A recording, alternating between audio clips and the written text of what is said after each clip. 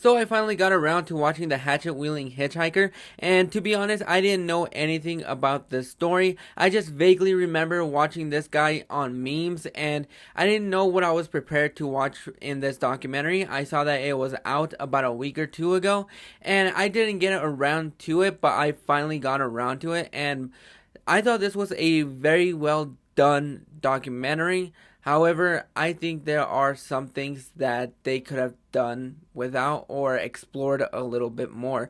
This is the shocking documentary that chronicles a happy go lucky nomad ascending from viral stardom to his deepward downward spiral that resulted him in his imprisonment. And I was very intrigued when this documentary started because, like I mentioned, I didn't know anything about this guy. I didn't know what the whole story was. I didn't know why he was trending on the internet and people posting memes about this guy. But when I saw that it was playing on Netflix, I decided to check it out because I was very intrigued. And there were some very heartbreaking, disturbing things that we learned from this documentary. We see how he goes from being this nomad that really has lost connection with the world. He's homeless, he's walking around, he's this happy-go-lucky, very nice, authentic, charismatic person that has a very nice personality from what it seems.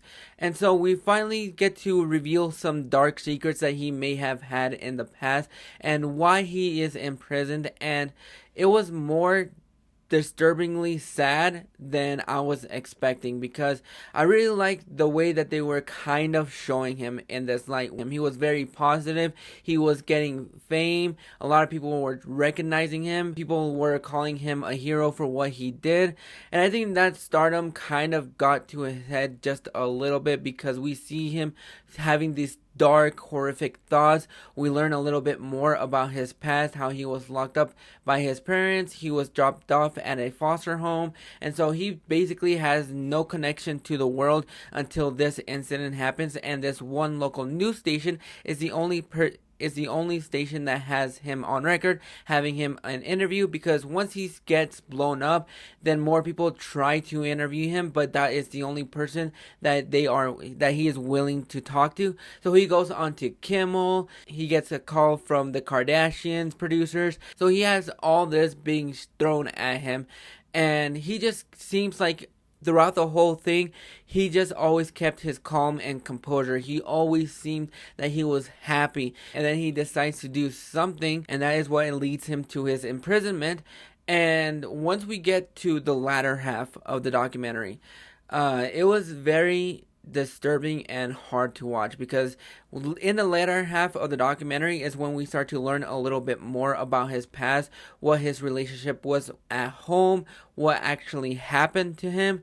And so there are a couple of things that are being explored, whether it's his mental health or possibly the being under the influence. And so going into that turn, a lot of people's perspective on him had changed to see what he actually was, whether we should be idolizing him, giving him all this popularity. And so for the last half, it was very hard to see. You see this guy who was always happy. He's always wanting to be around people. He's always helping him. He's stealing food to give to other homeless people.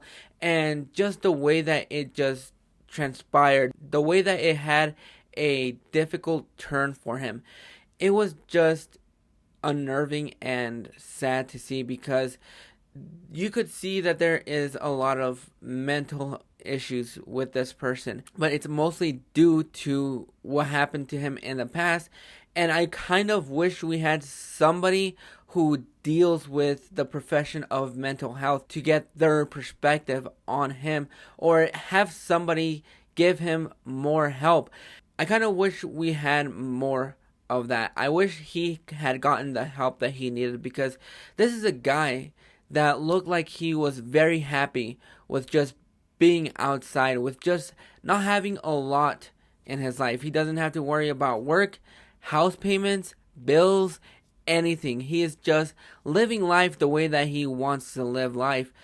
But there was just so much darkness in him, and I kind of wished he had gotten help, because just the way that everything transpired, I think he would have been in a better place right now. I think he would have had a better mental state. From the looks of it, it looks like he never got that, and that is what made this documentary really hard to see.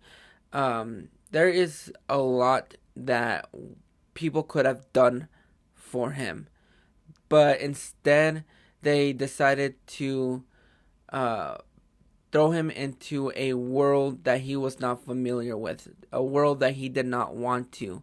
And that is the world of being famous, and a lot of people garnering that attention. Uh, whenever people saw him, they saw the smash memes, and that is not what he needed. He needed a lot more than that. He needed a lot more help. Um, it was it was sad to see that uh, nobody. I don't think that anybody wanted to help him. I think people just wanted him to be famous. I think people just wanted him to be famous and popular just because of the attention that he was garnering, when he really didn't need that at all. Um, but I wish he had the help that he could get, because I think it would have benefited him a lot more. And it was just seeing it. It makes me wonder how his life would be right now if he actually got that help instead of garnering a lot of attention. And even though I think this documentary was insightful, it was nice seeing that he was able to garner that popularity, that fame. I just wish that there was more under that instead of what actually happened to him. But those are my thoughts on the Hatchet Wielding Hitchhiker.